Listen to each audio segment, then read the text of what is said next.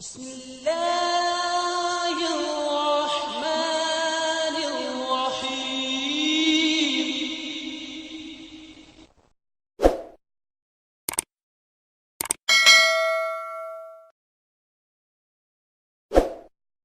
جزاکم اللہ تعالیٰ احسن جزا۔ ناظرین کرام، اس کے ساتھ آج کا ہمارا یہ ایپیسوڈ ختم ہوا چاہتا ہے۔ ہستی باری تعالیٰ کے حوالے سے مختلف عقلی دلائل کے بارے میں آج کے ایپیسوڈ میں ہم نے تفصیلی رنگ میں گفتگو کی ہے۔ انشاءاللہ العزیز ہم اپنے آئندہ ایپیسوڈز میں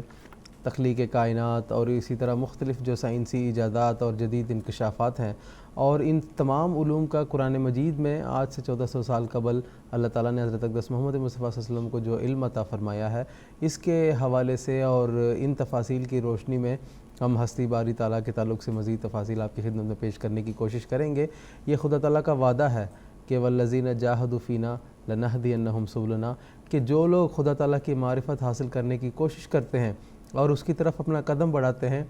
خدا تعالیٰ خود ان کی طرف دوڑ کر آتا ہے اور ان کو اپنی جو معرفت ہے وہ عطا کرتا ہے اور ان کو اپنی قرب سے جو ہے وہ نوازتا ہے۔ ضرورت اس بات کی ہے کہ ہم خدا تعالیٰ کی معرفت کے حصول میں لگاتار کوشش کرتے رہیں، جس کے نتیجے میں اللہ تعالیٰ ہمارے روحانی معیار کو بھی بلند کرتا چلا جاتا ہے اور قرب کے بھی راستے ہمارے لیے ہموار کرتا چلا جاتا ہے۔ اس موقع پر میں سیدنا حضرت اقدس مرزا غلام احمد صاحب قادیانی مسیح موعود و مہدی موعود علیہ السلام کے ایک اقتباس آپ کی خدمت میں پیش کرنا چاہتا ہوں، جس میں حضور فرماتے ہیں: وہ پاک زندگی جو گناہ سے بچ کر ملتی ہے وہ ایک لعل تاباں ہے جو کسی کے پاس نہیں ہے۔ ہاں، خدا تعالیٰ نے وہ لعل تاباں مجھے دیا ہے اور مجھے اس نے مامور کیا ہے کہ میں دنیا کو اس لعل تاباں کے حصول کی راہ بتا دوں۔ اس راہ پر چل کر میں دعویٰ سے کہتا ہوں کہ ہر ایک شخص یقیناً اس کو حاصل کر لے گا،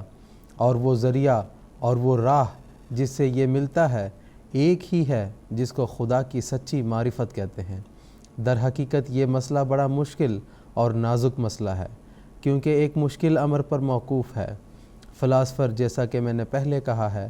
آسمان اور زمین کو دیکھ کر اور دوسرے مصنوعات کی ترتیب ابلغ و محکم پر نظر کر کے صرف اتنا بتاتا ہے کہ کوئی صانع ہونا چاہیے،